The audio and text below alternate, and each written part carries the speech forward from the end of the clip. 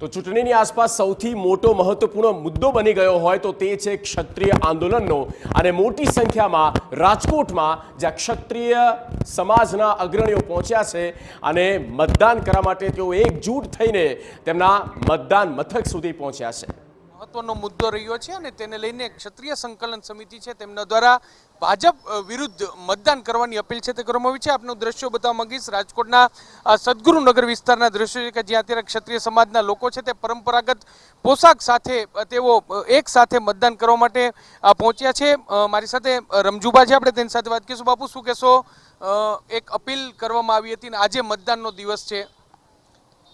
જે પ્રકારે લોકશાહીનું પર્વ છે, ક્ષત્રિય સમાજે એને એટલું જ મહત્ત્વ આપ્યું છે અને અત્યાર સુધીની રણનીતિના ભાગરૂપે આજે પણ બહુ શાંતિપૂર્ણ અને મહત્તમ મતદાન સવારમાં જ થાય, પરંપરાગત ડ્રેસ સાથે બધા એક સાથે આવે એવી અમારી રણનીતિ હતી અને એવી અમારો આદેશ હતો। એ જ પ્રમાણે લોકો વર્તી રહ્યા છે અને ઉત્સાહથી આવી રહ્યા છે અને બહુ જંગી પ્રમાણમાં મતદાન થશે એવી મને ચોક્કસ ખાતરી છે। ગ્રામ્ય વિસ્તારમાં કોઈ અનિચ્છનીય બનાવ ન બને તે માટે શું લોકોને અપીલ કરશો?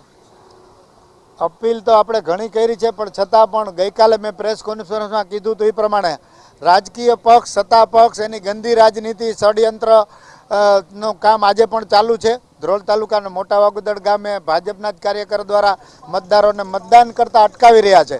આ ઇલેક્શન કમિશન અને પોલીસ ખાતા માટે બહુ શરમજનક વાત છે અને તાત્કાલિક આના માટે પગલાં લેવા એવી મારી વિનંતી અને અપીલ છે।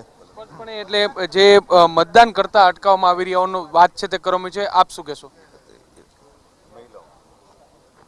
એટલે ક્ષત્રિય સમાજના જે લોકો છે તે પહોંચ્યા છે, પરંપરાગત પોશાક સાથે મતદાન કરવા માટે પહોંચ્યા છે અને જે અત્યારે તેમના દ્વારા જે પ્રકારે રોષ છે તે વ્યક્ત કરવામાં આવ્યો હતો ને તેને લઈને જ હવે એક સાથે મતદાન કરવા માટે પહોંચી રહ્યા છે અને જરૂરથી મહિલાઓ પણ આપણી સાથે છે। બેન, શું કહેશો? અત્યારે મતદાન કરવા માટે પહોંચ્યા?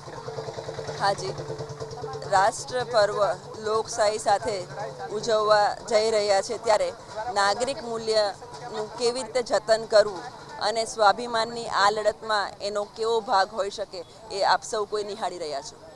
બેન, જે રીતે ક્ષત્રિય સમાજમાં એક રોષ હતો, મતમાં પરિણમશે, શું કહેશો આને લઈને? ચોક્કસપણે મતમાં પરિણમશે ઘણી બધી જગ્યાએ અને હવે તો બધાએ જ નોટ કર્યું છે અને અન્ય સમાજે પણ આ અહિંસક લડતને ખૂબ સુંદરતાથી અને જાગૃતતા સાથે સહયોગ આપ્યો છે।